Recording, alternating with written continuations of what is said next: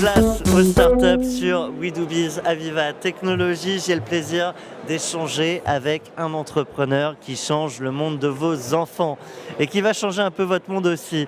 Vincent Péquignot, bonjour. Bonjour. Tu es donc dirigeant de C'est Trop Food et toi, si je résume bien, tu es spécialisé dans les jeux qui vont aider la famille. Tout à fait. Tu peux faire un meilleur pitch. Je me suis aperçu simplement avec mes enfants qu'il y avait beaucoup de services pour nous aider à bien manger, mais que c'était pas très ludique et que ça ne passionnait pas les enfants. Et ce qui passionne les enfants, surtout avec les tablettes, ce sont les jeux. Ce qu'ils aiment découvrir, c'est ce qu'ils aiment faire sur tablette. Donc je me suis dit que j'allais introduire une thématique qui m'était chère, qui est comment bien manger avec ses enfants.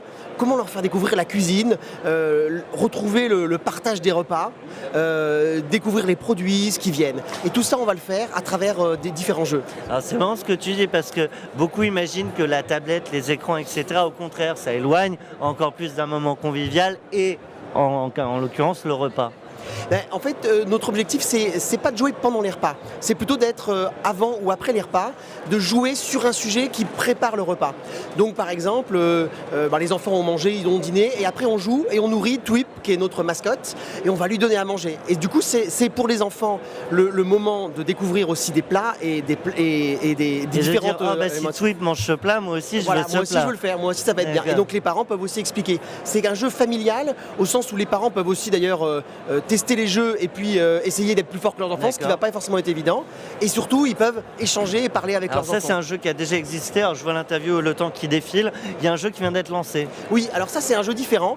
Feed Them Right, c'est pas un Tamagotchi cette fois-ci, c'est un jeu de rapidité, un peu à la Fruit Ninja, où on va nourrir toute une famille de petits monstres. Et ce qui est intéressant, c'est que bien sûr, les monstres, ils mangent pas pareil, comme dans une famille. Ils mangent pas pareil le matin, au goûter, le soir.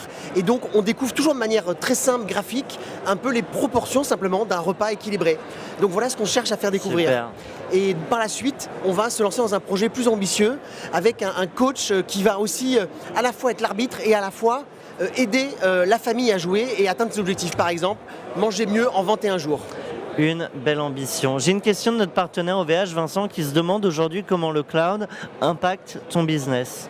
Alors nous, c'est bien simple, c'est que dans notre futur projet, on va faire appel à des services, des technologies que nous n'avons pas forcément développées et qui vont être dans le cloud. Ça peut être des services de réalité augmentée, par exemple, des services de compréhension en langage naturel. Nous, notre objet, c'est pas de développer ces technos, c'est de les utiliser et de les mettre dans des jeux pour les familles. On va finir avec le face cam, les yeux dans les yeux avec les startups de la communauté. Tu as 15 secondes pour partager quelque chose avec elles.